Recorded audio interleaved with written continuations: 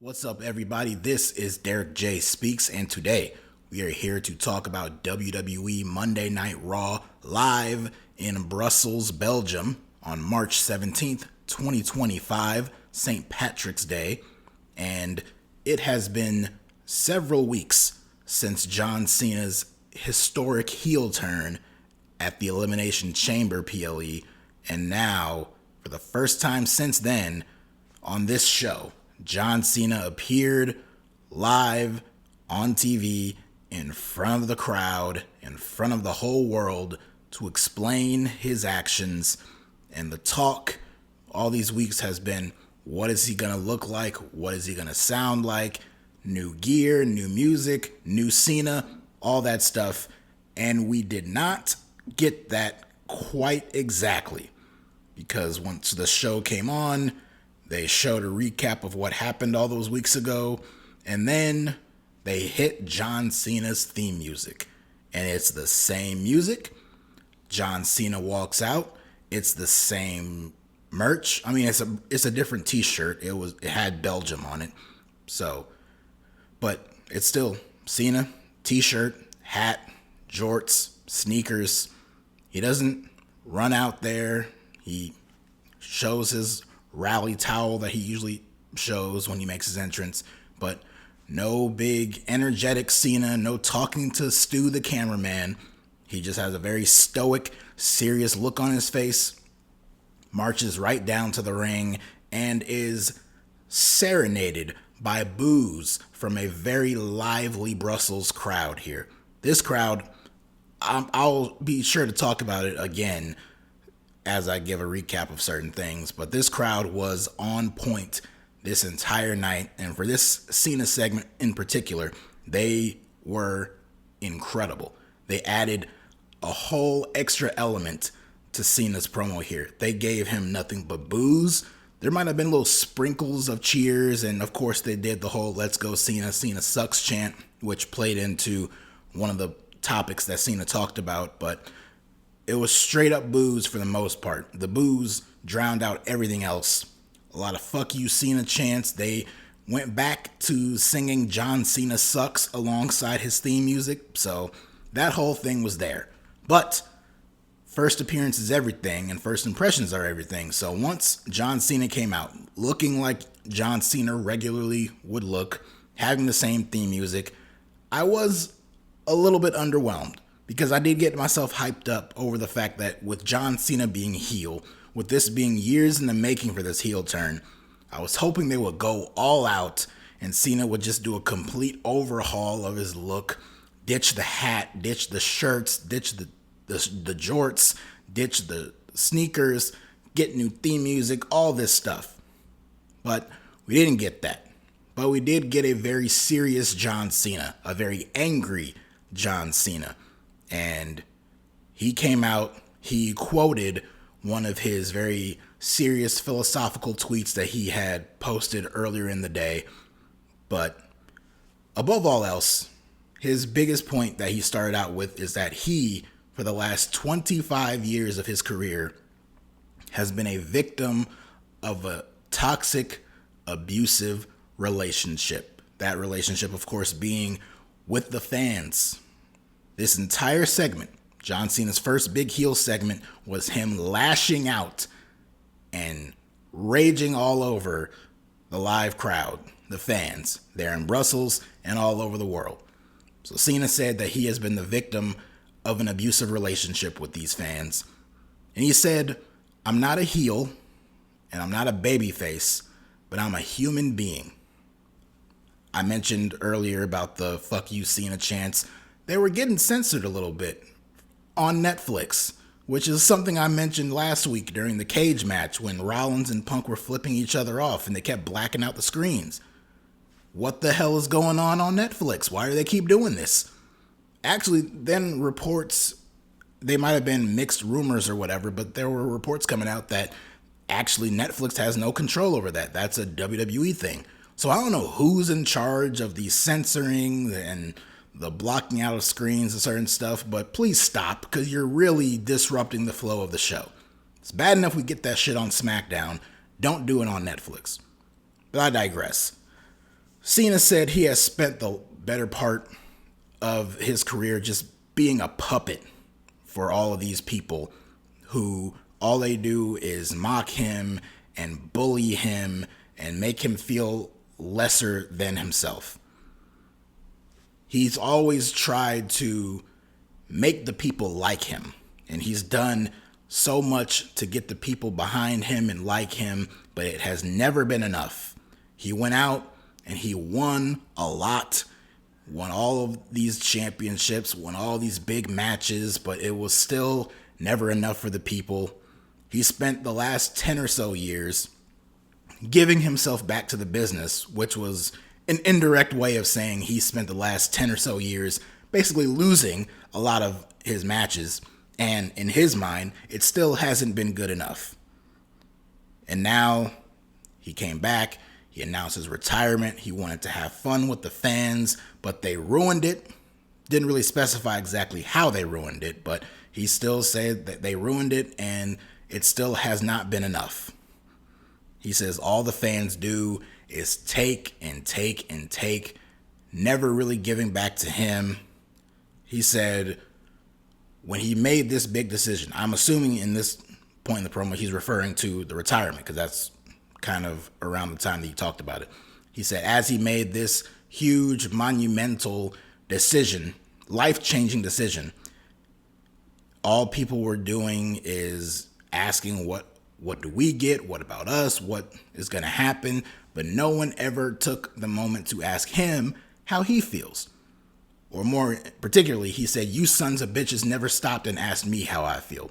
So he was cussing and just crapping all over these fans, calling them idiots. He was really healing on the crowd here, which seeing John Cena, I will say, to counteract the point I made earlier about how I was underwhelmed seeing Cena with looking the same, it was quite jarring seeing John Cena look like the way that we've seen him look for 25 years and saying all these things and really healing on the crowd and yelling and ranting and raving like that. So that image alone was quite jarring, and that did kind of add a little bit to this promo. But my favorite part of the promo was coming up here where he was talking about how the fans, all they do is take, and they're asking, what do we get? You know, all this stuff is going on. What do we get now? What's coming next? What do we get? What do we get? And how selfish they are. And Cena basically responded by saying, you get nothing. All of you asking and begging for what are you going to get from me here? You get absolutely nothing. You get what you earn, which is nothing. And he said, you don't get a new ring attire. You don't get new gear from me. You don't get a new shirt. You don't get new wrestling attire because you, being the crowd, you dress like me. I don't dress like all of you. So you don't get new merch. You don't get new theme music because that is my voice on that song. It is my voice playing over the speakers saying that your time, all of you people, your time is finally up and my time is finally now. And I loved that because that immediately brought into perspective and explained why we didn't get a complete overhaul of Cena's look. No new music, no new gear. He looked the same. He looked like John Cena you would expect John Cena to look like. So he took the moment here to explain that. Like all these people do, all the fans ever do is take from him. And they take and they take and it's never good enough. So he's not giving them anything else. He's not going to give them new gear and new merchandise because they dress like him. He doesn't dress like any of these people. He's above these people. He dresses the way that he wants to. So you're not getting new gear. You're not getting that. You're not getting new music. You're not getting blessed with new music. It would have been cool to see all that stuff, but it softened the blow a ton when he put that in the promo here, which I greatly appreciated. He said the one thing that the people will get is a good look in the mirror to see just how awful they all are. And he pointed out how no one is safe from his wrath here, and he's unleashing on everybody. And he pointed out how there are certain people who are easier to point out. And he was showing his shirt, basically implying that he's targeting people who are in the crowd wearing John Cena merchandise, for which there were quite a few people, including one kid in particular in the front row. Cena talked about how you got the Let's Go Cena people and the Cena Sucks people. And the Cena Sucks people, they've already proven exactly why they're awful. They've proven that for years and years. But he's here to explain why the Let's Go Cena people are just as awful. Because he says those people who wear his merch and buy his shirts and all of that, they are just as awful, because he asks, what have any of you ever done to really support me? You don't support me. You steal from me. You sponge off of me. I am an object to you. I am an excuse for your pathetic, miserable failures of lives. He talked about how for the last 15 years, people have taken him and have put him into this invisible joke that's not even funny, which that was a very funny thing to mention, because as certain posts were reposting and replaying the video of this promo here, it was being posted on certain like non-hardcore wrestling fan sites, and in the comments it was people still doing the whole invisible joke, like, we can't see you. So I thought that was pretty funny. Like, even people outside the wrestling bubble seeing this fresh image of John Cena as a heel and cutting this promo and even mentioning that joke that he finds so unfunny, people were commenting under the posts doing that same joke. So I thought that was pretty funny. But he called everyone being pathetic. And he said that all these people who wear his stuff, they just wear it so they can feel good about themselves, but not to support him. So all of you are poor excuse. You live poor excuses of lives. You're all failures, and you sit on your ass every single week, and all you do is watch me come out here and be great.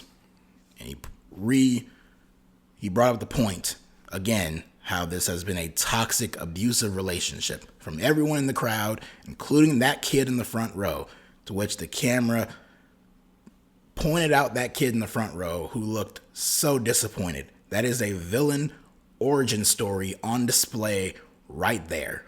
We'll see what happens 20 or so years down the line. That kid is going to grow up and he's going to attack John Cena. By that point, Cena will be retired, no more jorts and shirts and all that, but Cena will make an appearance, and that kid is going to be the biggest heel in the world to attack John Cena, and we're going to point back to this night on this show. Well, night for the people in Brussels, middle of the day, afternoon for people like me. And he told the people, who were booing him that they don't want to hear the truth, and it doesn't matter what noises they make, what cheers, what reactions they have, because they all know that he's right and they're wrong. And then on that note, Cody Rhodes' music hits, the fans explode.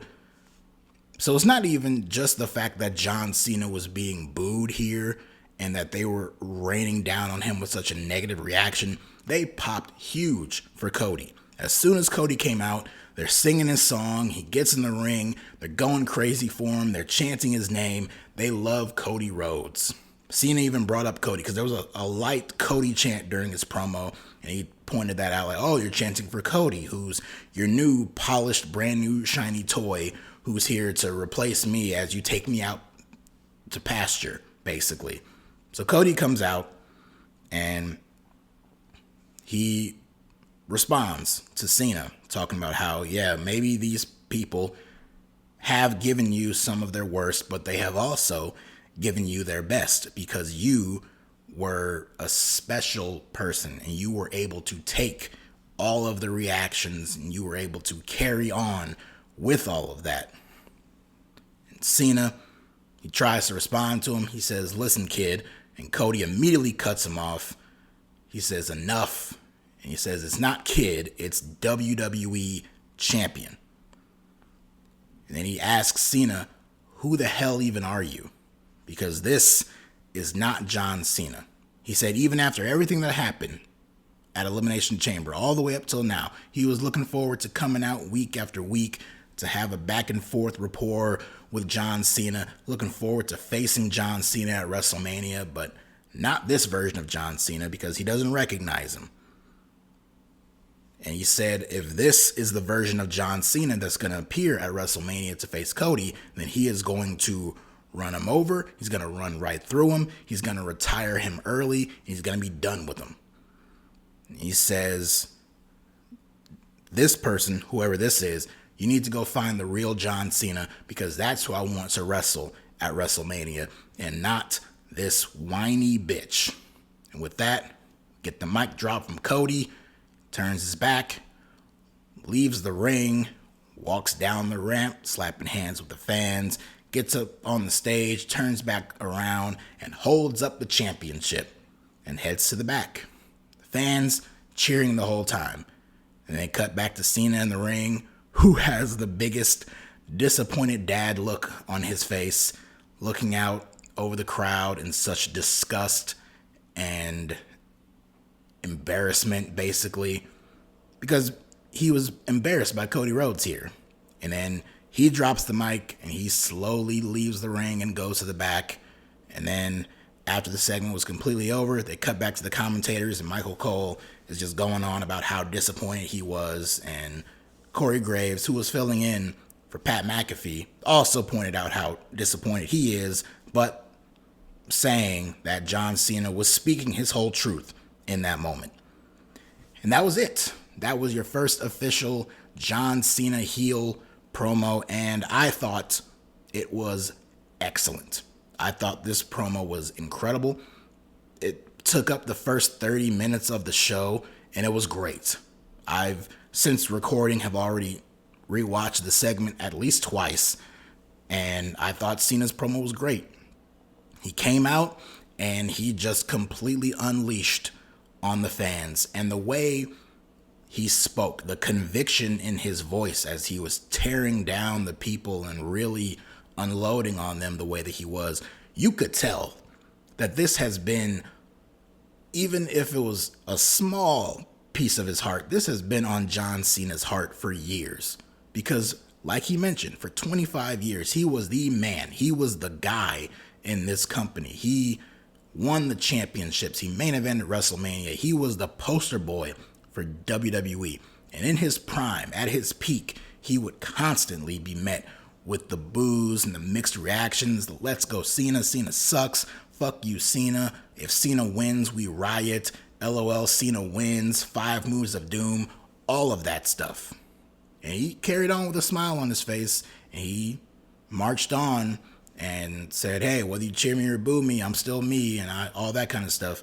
But you just know that on some level, it did bother him to the point where he could build up on those years of deep-rooted resentment and anger towards the fans and really throw it back in their faces in the promo that he did. It's a little hard to buy it only because for the last couple of years, every time Cena has appeared, he's gotten monstrous pops. Like, the days of mixed reactions for John Cena have long been gone. I think the last time we had anything close to that had to have been like 2018, 2019, something like that. So John Cena's been a huge elder statesman, mega babyface for the past couple of years that he's been popping up on TV. But even still, I thought the promo worked. I thought Cody's part worked. And Cody had a great response to Cena and really put him in his place. So all that was great. A few nitpicks. John Cena coming out here, he healed on the fans and he unleashed on them, which was great. I was left a little underwhelmed by the fact that there was no mention of why he even sold his soul to The Rock in the first place. Like, he was laying out some really great points here. He was laying out his disdain for the fans and how he feels and all that, but he never really tied it back around to why he made the decision to do what he did at Elimination Chamber. Why was that particular night the night that he wanted to finally cave into this darker side of himself, sell his soul to The Rock, if he even really did or not, and beat down Cody the way he did. Also, no mention of title number 17, which has been the whole motivating force for John Cena throughout this whole retirement tour. That's what it's been built around, is him getting title number 17, World Championship number 17. And it was really disappointing to me in a way because it was teed up so perfectly towards the end of Cena's promo there. Because I forgot to mention that how he talked about this has been an abusive, toxic relationship. But now he also said that he's done. He's breaking up with you. He's breaking up with all of us. So my thoughts and prayers to all of you who are suffering from this recent devastating breakup from John Cena.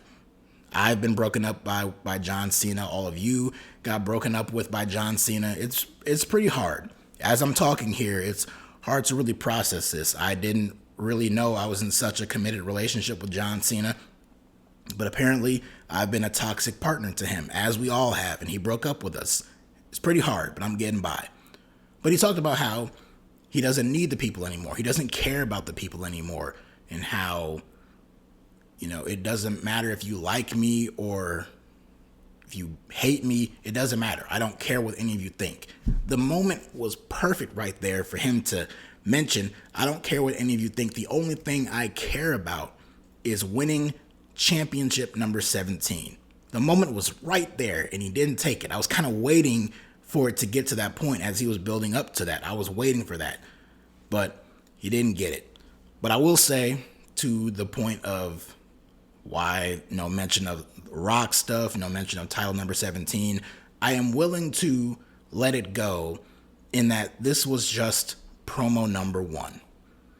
So they didn't want to completely give away the store in this first promo. This first promo, in my mind, was designed for Cena to heal on the fans in a way that I'm sure he has been wanting to for a very long time. Cena's had this heel turn built up in him for a very long time, and I know he was excited. He had to have been really excited about finally going out there and getting to unleash on the fans in this way, and he did, and it was great. So maybe next week, because they already announced that both John Cena and Cody Rhodes are going to be on the show next week. They're going to be in Glasgow next week for Raw. So they're both going to be there again. I'm sure Cena will have a mic again, and maybe he can elaborate more on the relationship between him and The Rock and his desire and now desperation to go after title number 17. So we can wait for that. And it's good with a promo like this to be left wanting more instead of feeling like I'm filled, I'm overstuffed. They just gave everything away. Meanwhile, there's a whole month away until WrestleMania. Speaking of which, Cody's promo. Cody got to speak right to Cena's face, got to tear him down, called him a whiny bitch. No repercussions, no clapback from Cena, no attack, no physicality between these two, which was also pretty shocking, given that how Cena left Cody laying at Elimination Chamber. There was no attempt from Cody to attack him or anything like that. It was just words. He dropped the mic and he left. So you can look at that and think, well, because I've already seen the mixed reactions online, people saying Cody cooked John Cena and other people saying, well, WWE were just protecting Cody because they know if John Cena had the microphone, Cody would have been buried and he can't hang with John Cena on the promo in a promo battle on the stick. All of that sounds completely ridiculous. First of all, did Cody cook John Cena? I mean, I guess not necessarily. He called him a bitch, so there was that, but he tore him down. He said he said this version of John Cena is not the real John Cena. He's going to run right through him at WrestleMania if this is how he's going to show up. So that was great. Cody's part was great. Cody's a great talker. Is he on the same exact level of someone like John Cena, who we know can be quite biting with his promos? Of course. He's not on that level. But then again, we haven't really seen it. I felt like this was just a reason to give Cody some shine. Make Cena look whiny and make him look as unlikable and detestable as possible. Have Cody come out, tear him down, and embarrass him. Now, this time next week, maybe Cena will be the one to put down Cody, whether physically or verbally, and he'll get his lick back then. But I think this was not to protect Cody. If all these weeks leading up to WrestleMania, John Cena is booked to never once get any kind of word in on Cody, then okay, maybe they're trying to protect him. But I just looked at it. This is the first week. This was the first Cena promo. It's been 2 or so weeks since Elimination Chamber. He couldn't appear on TV. It is what it is. This was the first face-to-face promo between John Cena and Cody Rhodes. You can't give everything away. That's why Cena didn't bring up some of the points that I was waiting for. That's why you didn't have a whole back and forth between Cena and Cody. They did what they did. They said what they said. They took up the first half hour of the show, and I thought for what it was great. And it left me wanting more. And we're going to get more next week. Now, if come next week, it's disappointing again, so be it. Then we can have that discussion. But for now, where they left off, I thought was great. And I look forward to seeing where this results next week. That look on John Cena's face after Cody left, he looked very angry. I called him disappointing dad face, but he looked like he was embarrassed and he was shown up by Cody Rhodes. That will not go unanswered, I'm sure. So like I said, whether it's a verbal beatdown or a physical beatdown next week, John Cena will get the upper hand at some point. And then we'll really see what Cody's made of on the stick, if they really go back and forth. So that was that. And honestly, that was the biggest thing on this entire show. Other stuff happened. You know, we had Penta and Ludwig Kaiser out next in a no-holds-barred match. Penta won. After the match, he declared his intentions of going after the Intercontinental Championship, which played into the main event, as the IC title was on the line between Braun Breaker and Finn Balor in a pretty damn good match, which saw interference from Carlito and Dominic Mysterio. Dom tried to interfere to help Finn, but it backfired. With the referee distracted by Carlito, Dom got on the apron and he knocked Braun off of the top turnbuckle, but in doing so, he also accidentally crotched Finn Balor, who was also up there. And this led to Dom getting knocked off, Carlito getting knocked off, Braun hitting a Frankensteiner off the top, hitting a spear, and getting the win. So Finn Balor continues his losing ways. And then after the match, as Braun's getting attacked by Carlito and Dom, Penta comes back out. This is in the main event, by the way. This is how the show ended. Penta comes back out, makes the save, and we're left with the image of Penta and Braun Breaker staring each other down face to face. Penta even got his hands on the IC belt. So I thought as a show closing angle, that was great, and it sets up a very intriguing singles match between Braun Breaker and Penta, which I'm all in favor of. I'm all for it. I think they would have an incredible match. I think it would be a great show opening match on either night of WrestleMania, but I cannot shake this feeling that this is not going to be a singles match. Balor did lose again, but I could see him playing up the fact that he did get screwed by Dom. Even though Dom's intentions were to screw over Braun, he also inadvertently got screwed. So I could see him worming his way into this. And because there is tension between Balor and Dom, I could see Dom getting in this match too. And I could see this turning into a fatal four-way match at WrestleMania. So that's a possibility. I don't know for sure, but it is a possibility. But if it's Braun and Penta, I'm all in favor of that. We also had a contract signing on this show with Io Sky and Bianca Belair. Got interrupted by Rhea Ripley, who started arguing with Bianca, and it ended in a huge brawl, which saw Rhea powerbomb Io on top of Bianca, who was laid out on the contract table. And of course, the table did not break. But then Rhea picked up the contract, she signed her name on it, and took the contract and left the ring. And Adam Pearce was out there. He was yelling at her. A little bit later on backstage, she's arguing with Pearce to put her in the match. She signed her name on the contract. It's a legal binding document. Pearce is like, you're not in the match. That doesn't mean anything. And then the other women come in. Bianca wants to fight her. Io wants to fight her. Then the two of them start fighting each other. And then Rhea leaves them both laying.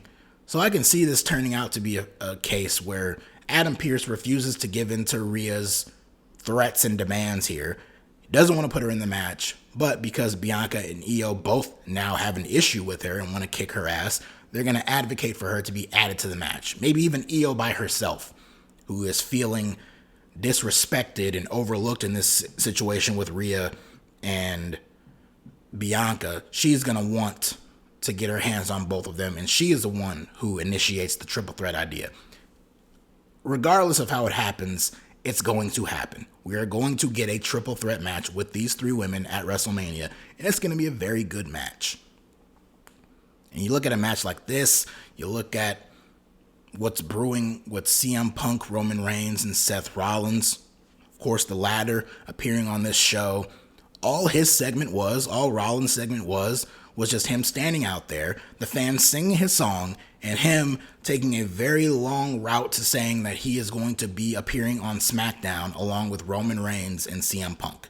So that's obviously setting up a triple threat match for WrestleMania. I imagine it gets set up on SmackDown this upcoming week. We'll see.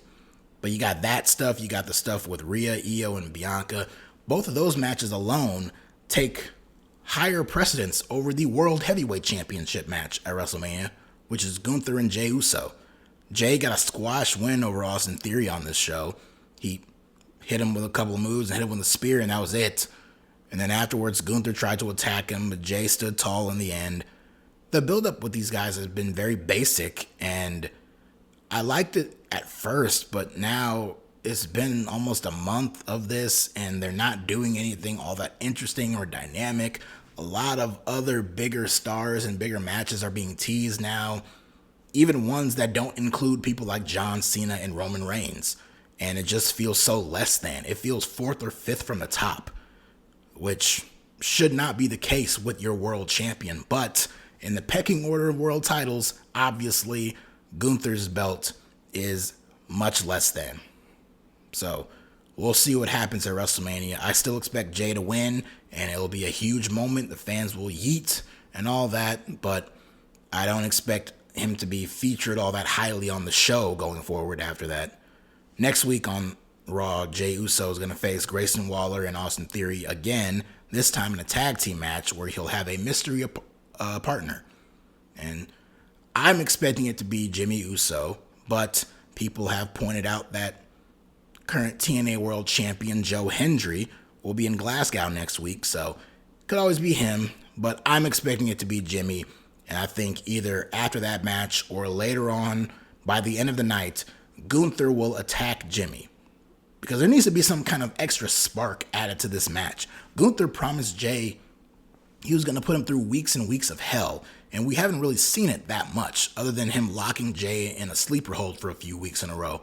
But we need a little extra spice on this, and I think Gunther brutally attacking Jimmy Uso right in front of Jey, or with Jey not being able to do anything to help him, I think that will be a nice added element to this program here. So I'm expecting something like that to happen next week.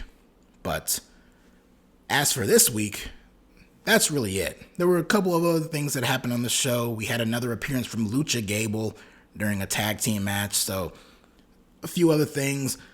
Honestly, nothing after the Cena promo could really live up to that. That was the top thing on the show, and regardless of if it opened or closed, it was always going to be the most dominant, most important thing on the show, and that's how it ended up being. But it was a strong start to the show. The main event for the IC title was really good, and you got some stuff in the middle. It wasn't that bad, but not that great either. The crowd was easily the MVP of the entire night. Had this been in some random state over here in the United States, probably wouldn't have been that great of a show, probably wouldn't have been that great of a reaction to a lot of the stuff we saw on this show. But because they were in Brussels and the crowd was as electric as they were, it definitely helped add a lot to the show. So we'll see how things play out on SmackDown this week in Italy. We'll see how things play out next week in Glasgow. And we'll see more from heel Cena, evil John Cena. It was a fun first night tonight. We'll see how it plays out next week and the weeks ahead as we head into WrestleMania, and what kind of outcome are we expecting for WrestleMania? Give your thoughts. If you like what you see here, like what you heard, leave a comment down below. Your thoughts on Cena's promo, your thoughts on what the outcome of WrestleMania is going to be, and I'll be here to cover that. And of course, you can follow me on Twitter/X at DerekJ Speaks. Until we meet again, until next time, take care.